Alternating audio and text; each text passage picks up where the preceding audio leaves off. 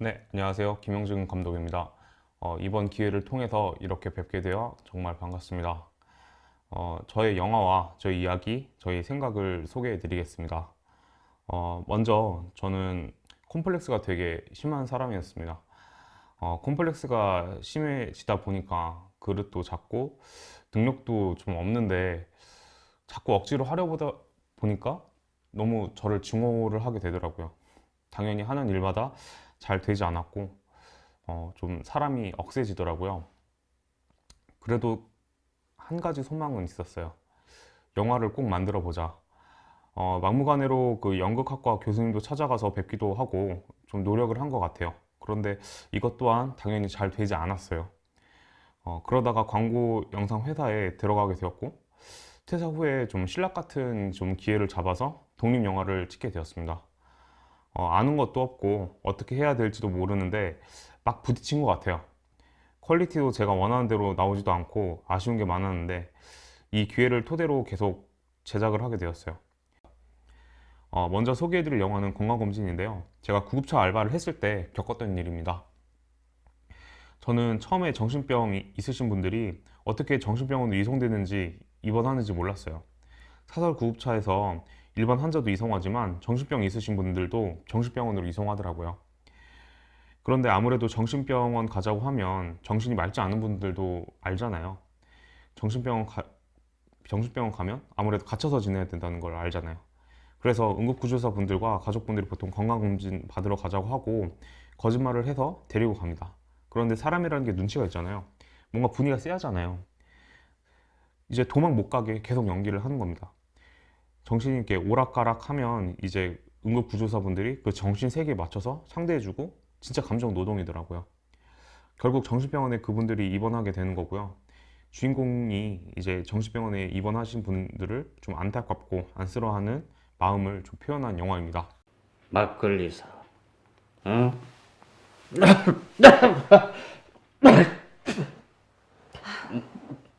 아버지, 바닥에 침 뱉지 마요. 응? 이제 내가 김마담으로 보여요? 이마다 내가 사줄 테니까, 응? 줄게. 막걸리 사오라고 했잖아. 아버지, 정신 좀 차려요 좀. 내 딸이 어디 있나? 네가 심청이냐, 이 씨발. 내가 귀한 놈 같냐? 에이, 김마다. 우리 한두 번 보는 사이에 단골 끊어? 에이 오빠, 단골 끊으면 섭하지. 그러지 말고 우리 건강검진 받으러 가자. 수고 많으셨어요. 아까 너무 소란스러웠죠? 괜찮아요. 뭐 매번 있는 일인데요, 뭐. 이번 환자 많이 힘드셨죠? 볼에 상처 났어요. 환자한테 긁힌 거예요? 뭐 괜찮아요. 저도 늘 있는 일인데요, 뭐. 그럼 수고하세요.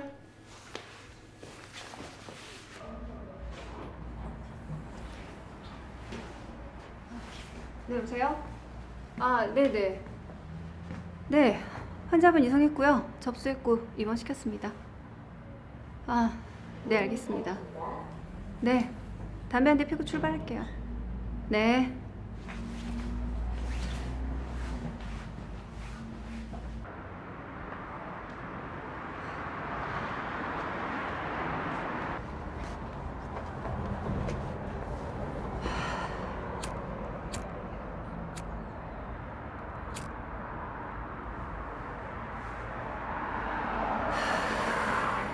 두 번째 영화는 이제 광인인데요. 제가 강릉에 넘어와서 영화를 촬영할 기회가 없을 줄 알았어요. 그래서 꿈도 잠시 접고 있었는데 우연한 계기로 교회에서 이제 짧은 영화를 만들 수 있는 기회가 생겼어요.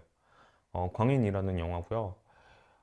여기에서 그 노숙자가 계란을 받고 이제 마음이 녹는다라는 좀 내용을 담았어요. 저도 사업도 실패하고 너무 힘들었을 때 전통시장에 계시던 이제 회장님께서 그냥 갑자기 오시더니 그냥 아무 말 없이 밥을 사주시고 같이 밥을 먹어주시더라고요. 그리고 밥을 먹고 나서 나도 너처럼 힘들어 보았고 내가 어렸을 때 생각나서 사주는 거니까 갚을 생각하지 말아라 라고 얘기를 하시더라고요. 근데 저는 그 말을 듣고 제가 가지고 있던 막 그런 컴플렉스나 뭐 자격심 같은 게 좀 높더라고요. 그리고 아, 나도 저분처럼 돼야 되겠다 라는 좀 생각을 했었던 것 같아요. 그 누군가한테는 그 계란이 아무것도 아니지만 그 누군가한테는 그 계란이 그 감동 그 자체가 될 수 있다는 것을 좀 표현해왔습니다.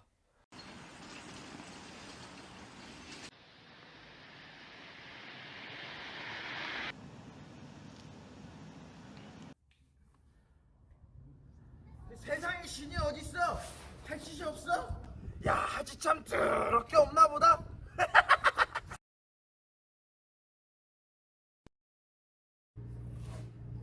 물 봐, 물 봐. 육수 처음 봐. 물 봐.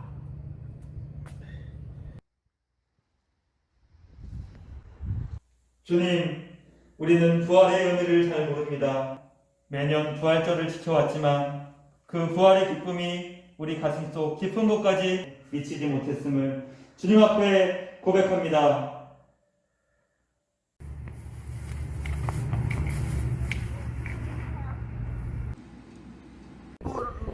왜?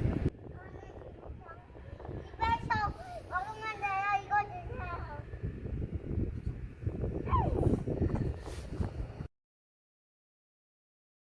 아, 농가지다. 오늘은 교회에서 내가 제일 좋아하는 농가지가 나왔어요.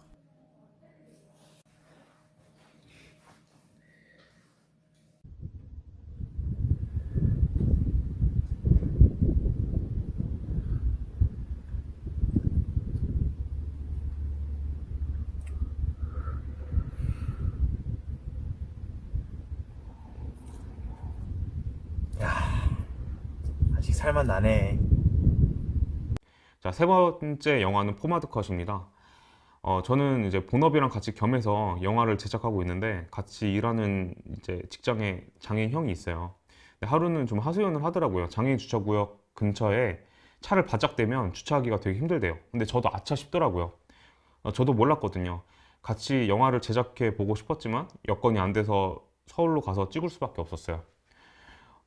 재훈이 이제 분노하는 장면이 있는데요. 저도 한참 예민할 때 계속 참다가 엄한 사람한테 화가 터져서 화풀이를 하게 되더라고요. 그리고 또 바로 또 사과를 또 하게 되었죠. 아, 그분들이 얼마나 놀라고 당황했겠어요. 지금 생각해도 너무 죄송해요. 사과만으로 용서받을 일은 아니라고 생각하고요. 저도 이런 일들이 있다 보니 갑자기 화를 내시는 분들에게 맞대응이 아닌 한 발짝 물러서서 왜 저랬을까 생각해보는 계기가 되었어요. 재훈이도 장애라는 콤플렉스를 극복하고 싶지만 극복하지 못하는 상황을 좀 연출해 보았습니다. 아닌데? 유영진이었잖아. 요새 시설 자주 가길래. 필요할 때만 가는 곳이야. 맞아. 커피가 언제? 여기요. 여기 커피 언제 나와요? 왜 소리를 질러? 가서 얘기하면 되잖아. 다리가 병신이라 바퀴보다 목청이 더 빨라서. 있잖아. 나는 말로 떠드는 거 말고는 아무것도 할 수 없어. 이발도 주차도 홀랑 커피 몇 잔 계산하는 것도. 귀참지게 왜 자꾸 불러내는 거야? 그냥 집에 짱 박혀있게 냅둬 그냥.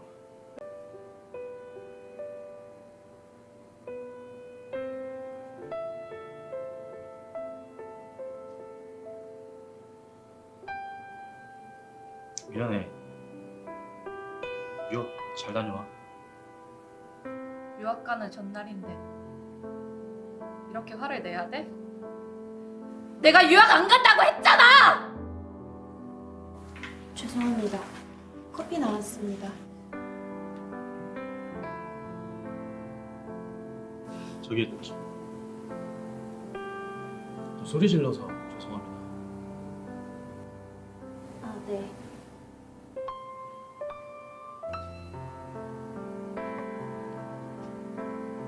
아빠,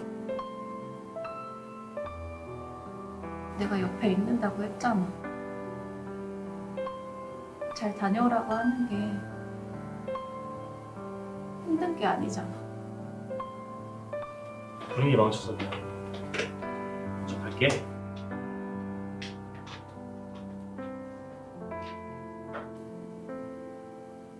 그리고 이제 재훈이 이렇게 계단을 올라가는 씬이 있어요.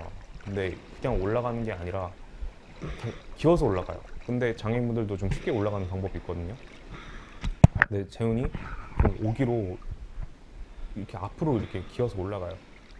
왜 이렇게 올라가냐면 오기 때문이거든요. 제가 한 번은 이제 저희 집이 돌다리를 건너야 갈 수 있는 집이었어요. 한 번은 이제 여름날에 비가 너무 많이 오는 거예요.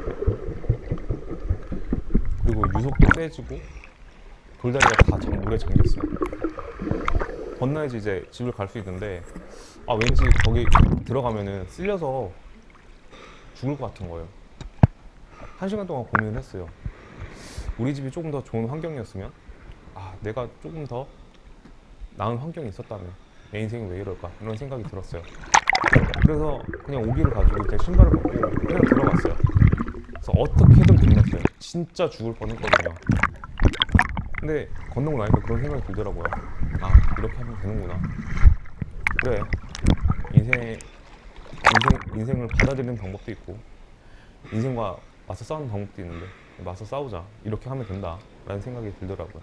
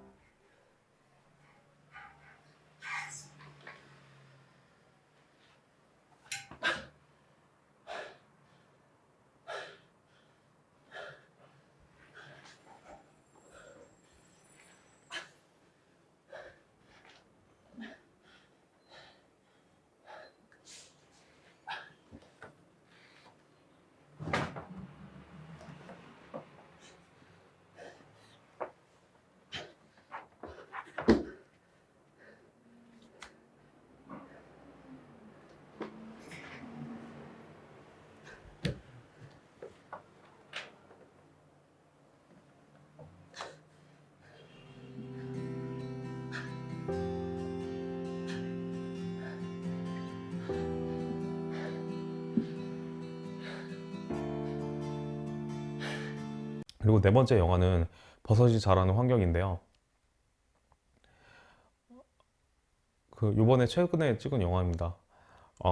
그 상민이라는 역할이 저의 그런 감정과 이제 여러 청년들의 이야기를 좀 섞은 내용이에요.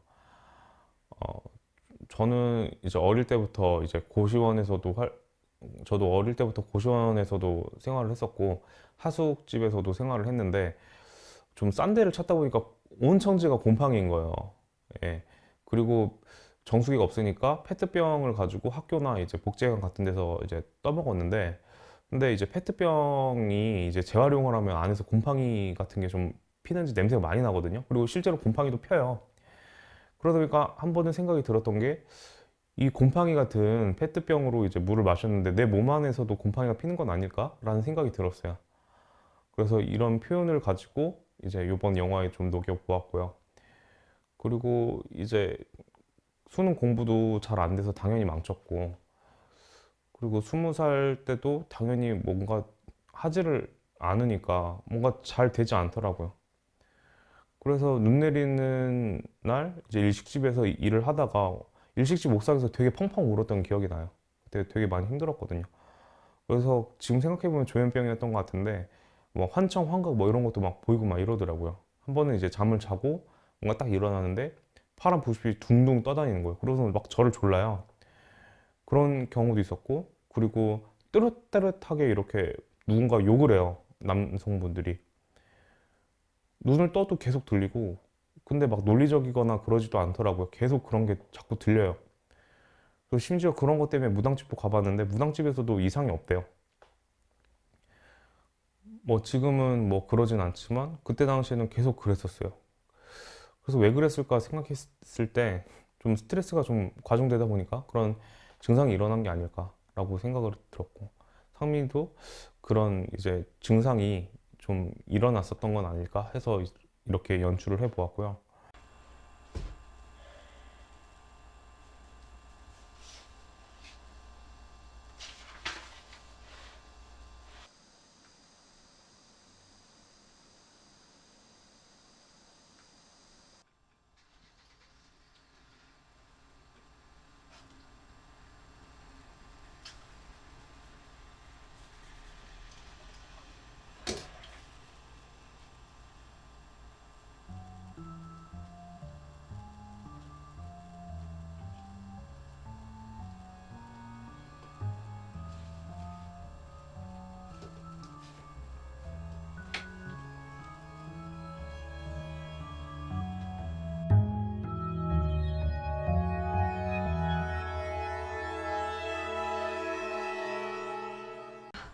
빌려준 물건 가지러 왔어요. 어? 친구였어요? 아, 주로 밖에서 만나서요?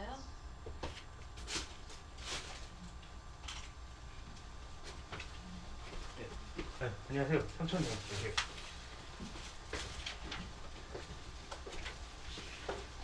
네.